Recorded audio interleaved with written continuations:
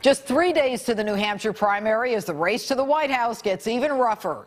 Polls show Mitt Romney, of course, with a commanding lead. Governor Sarah Palin joins me from Alaska. Evening, Governor. How are you? I'm doing great, and it's an honor to get to be with you tonight, Jen. Thank you, Governor. All right, now, given the GOP field, from where you're sitting, do you have any regrets, Governor, about not throwing your hat in the ring? I don't have any regrets because, I think the field is strong, and I think the field is full of candidates who would be infinitely better than what we have now in terms of incumbency in the White House. So I'm thankful that those who are in there, willing to throw their hat in the ring, willing to debate and share their ideas, I'm pleased with them. Look forward to the progress through this primary. Well, and Governor, you had called upon Congresswoman Bachmann as well as Jon Huntsman to drop out given their low numbers. Now, as we look forward to, New Hampshire and South Carolina, given the low numbers of Rick Perry, do you think that he should drop out now? Well, first, I really, really like Michelle Bachmann, and I know that she has a lot to offer this nation. I look forward to her continuing public service. I just felt for her and the money situation, knowing that, with the poll numbers as low as they were, how tough it is to garner the contributions needed to continue, and then it becomes more of a burden on family, really, to not have the funds to continue. And reality was, it was perhaps would be her time in the future, but it wasn't her time this go around. That kind of applies to all of the candidates. If those who are at the very, very bottom of the tier, based on polls and based on heading into these caucuses and these primaries in individual states, it doesn't look like they have a chance, well then, just being a practical person, as I am, I would say that for their own good, that they would look at stepping aside and having their supporters start coalescing around another conservative in order to oust the incumbent. Right. And Governor Rick Perry, as I look at these numbers today, I mean, he's at, 1%, 2%. But when you specifically had called upon Michelle Bachmann as well as Jon Huntsman, wouldn't the same, though, apply to Rick Perry, given his low numbers, that he should drop out?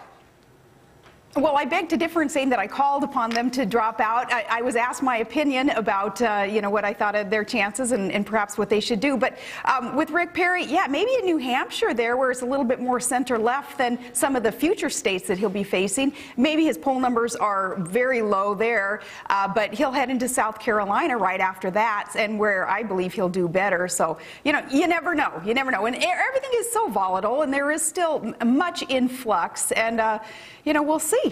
All right. And Governor, Newt Gingrich literally came out and called Mitt Romney a liar. And Gingrich is now being described as vengeful Newt. Isn't what's going on now at this late stage, doesn't it amount to almost cannibalism within the party?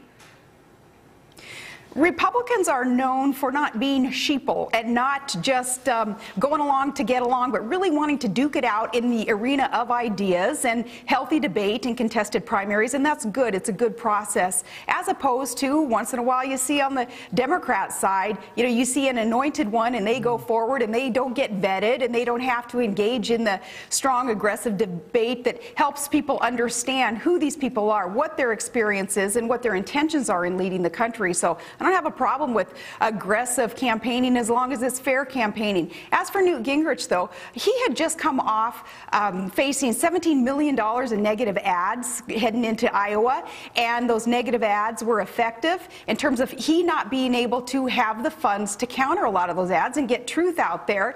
And he came back swinging, and he said basically that he's going to go on offense, knowing you can't win a ball game only playing defense. What Newt will be able to do now, though, is talk about the 11 million jobs that he was able to help create under a Democrat president as they cut taxes, as they balanced the budget, and as he garnered a 90% approval rating from conservative watchdog groups. So Newt now heading into New Hampshire and then South Carolina will have an opportunity, being on offense as he's committed to be on, to get some truth out there, facts about his experience, and as importantly, his intentions for leading the country. Santorum will be able to do the same.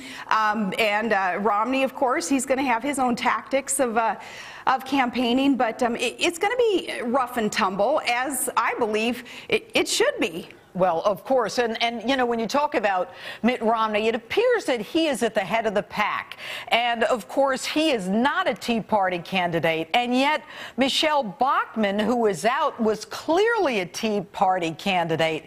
Would you say that the Tea Party movement is certainly suffering, if not over?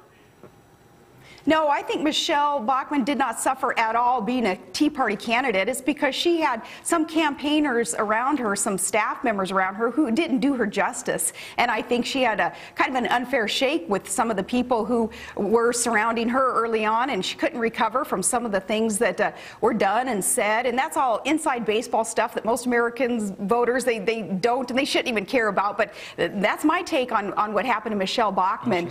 But no, Tea Party, it's still a very strong and very powerful and very influential movement, as evidenced by Mitt Romney wanting to garner around him Tea Party patriots who will support him. He would be dismissing them, like Nikki Haley and others. He would not be seeking their endorsements if he believed that, and anybody else believed that the Tea Party movement wasn't powerful. You know what Mitt Romney's going to face, though, in these coming days? He's going to face, from the mainstream media, I don't really know how to describe this except to say kind of a hands-off, a hands-off approach from the mainstream media, because I believe the mainstream media and Obama want to face Mitt Romney in the general election, because they are already gearing up to be able to portray him accurately or inaccurately. They're going to portray him as being out of touch with the working class, as being so rich and from such a kind of perfectly coiffed family, maybe not facing the hardships that a lot of Americans do face, so hence being a bit out of touch from working class, middle class Americans and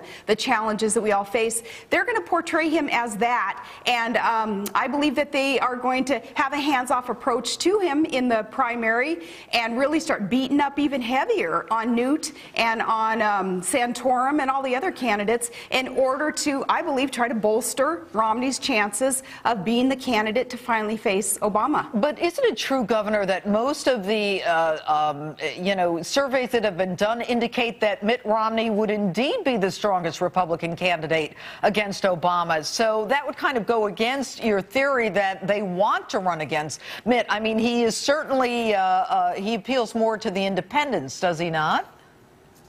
Well, my opinion is that I can see what's coming, and that's that the media will try to bolster Romney so that they can tear him down, and that's quite unfortunate. And my opinion, though, as we head through these primary states and get finally to the end of the line where we have a candidate, is any of the candidates are going to be better than what we have in there today with the failed socialist policies of Barack Obama here, thwarting the Constitution and making appointments not even while the Senate is actually on a recess, while he's cutting the military at a time when we shouldn't be seen as an isolationist nation, and why we shouldn't be seen as being disinterested in what's going on in Iran and in Russia and in China. Here, all the things that Obama is doing wrong that is still leading to high real unemployment rates, ridiculously high, and mortgages underwater, and the housing crisis that really isn't getting any better. Well, all those failed policies of Obama, any of these GOP candidates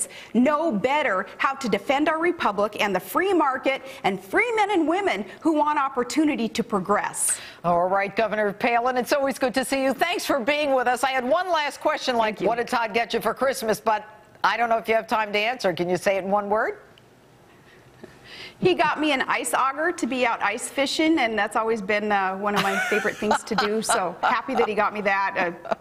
Not even gas-powered, though. It's going to take some manual labor to get that done. Well, you're certainly capable. Governor Palin, thanks so much for being with us this evening. Thank you.